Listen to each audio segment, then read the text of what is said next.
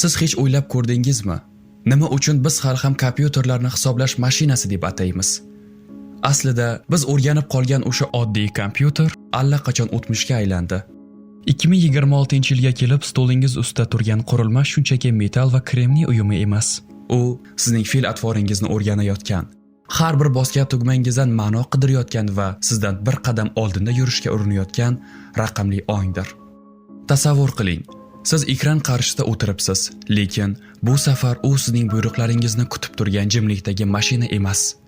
U sizning charchog'ingizni sezadi, ish uslubingizdagi kamchiliklarni to'ldiradi, hatto siz hali xayolga keltirmagan g'oyani taklif qiladi. Bu oddiy texnologik yangilanish emas. Bu inson va mashina o'rtasidagi masofaning butunlay yo'qolishi. Bu ongli mashina davri va biz ortga qaytish uchun yo'l qoldirmadik. Tarixiy evolyutsiya soddalikdan murakkablikka. Hamma narsa juda oddiy va beg'ubor boshlangan edi. 1940-yillar ENIAC va UNIVAC ular juda ulkan, shovqinli va bor yo'g'i matematik masalalarni yechish uchun yaratilgan edi. O'sha paytda insoniyat kompyuterga faqat katta kalkulyator sifatida qaragan. Hech kim bu temir qutilar bir kun kelib rasm chizishini, musiqa yozishini yoki inson taqdirini muhokama qilishini tasavvur ham qilmagan. 70-yillarda shaxsiy kompyuterlar inqilobi yuz berdi. Kompyuter har bir xonadonga kirib keldi. Biz ularni matn yozish, oddiy o'yinlar va hisobotlar uchun ishlatdik.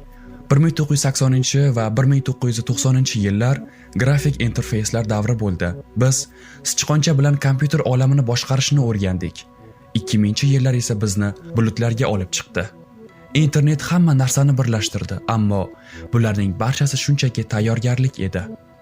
Mashinalar bizni kuzatdi, millionlab soatlik ma'lumotlarimizni o'rgandi va endi 2026-yilda o'sha olingan ma'lumotlar o'z ongi bilan qaytib chiqdi. Yangi reallik va texnologik integratsiya. Bugun 2026-yilda bizning qarshimizda turgan AI kompyuter modellarida insoniyatning eng murakkab ixtirosi neyron protsessorlar joylashtirilgan. Intel, AMD, Nvidia shunchaki tezlikni oshirishmadi. Ular kompyuterga idrok berishdi. Endi video montaj qilayotganingizda u ranglarni, kontrastni va kadrlashni shunchaki texnik jihatdan emas, balki estetik jihatdan tahlil qiladi. Siz o'yinda strategiya qurayotganingizda AI sizning va raqibingizning har bir harakatini millionlab ehtimollar ichidan o'tkazib, sizga eng maqbul yo'lni ko'rsatadi. Bu endi yordam emas. Bu real vaqt rejimida yuz beradigan kognitiv hamkorlik. Generativ AI yordamida renderlash jarayonlari soniyalarga tushdi. Ilgari soatlab vaqt talab qilgan grafik ishlanmalar endi bir zumda tayyor bo'ladi. Lekin bu tezlik ortida qandaydir sirli va biroz qo'rqinchli haqiqat yashiringan. Mashina bizning o'rnimizga qaror bera boshladi.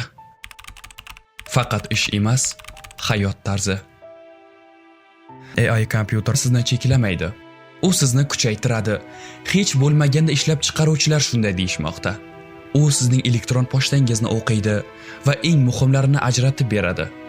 U sizning ish tartibingizni o'rganib, qachon charchashingizni, qachon eng yuqori samaradorlikda ishlashingizni bashorat qiladi. Siz hali men bugun nima qilishim kerak deb ulgurmasingizdan tizim siz uchun eng optimal reja va resurslarni tayyorlab qo'yadi. Internetdagi cheksiz ma'lumotlar ummonidan sizga kerakli bo'lgan eng kichik tomchini topib beradi. Ijodiy insonlar uchun esa bu haqiqiy sehr. Generativ AI sizning tasavvuringizni real dizaynlar, musiqalar va vizual dunyolarga aylantiradi. Lekin keling, bir zoomga to'xtaylik. Shu yerda biz eng muhim savolga duch kelamiz.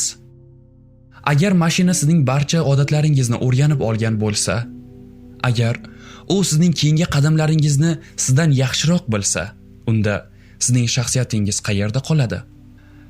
Insonning ijodiy nazorati, uning xato qilish huquqi va kutilmagan qarorlar qabul qilish erkinligi, bularning hammasi algoritmik optimallash qurboniga aylanmaydimi? Mashina sizga eng yaxshi variantni ko'rsatganida, siz boshqa yomonroq variantni tanlay olasizmi?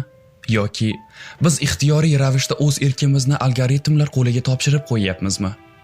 Bu texnologiya va insoniyat o'rtasidagi eng nozik balansdir. Biz AI kompyuter yordamida maksimal tezlikka erishishni istaymiz. lekin shu bilan birga o'zimizning betakrorligimizni yo'qotishdan qo'rqamiz. Bu jarayonda biz shunchaki foydalanuvchidan kuzatuvchiga aylanib qolish xavfi bor. Yangi davrning mas'uliyati. Shunga qaramay biz insoniyat tarixidagi eng ulkan o'sish davriga kirdik. AI kompyuter bizga ilgari tasavvur qilib bo'lmaydigan qudratni berdi. Ishlab chiqaruvchilar resurslarni tejashmoqda, biz esa vaqtimizni.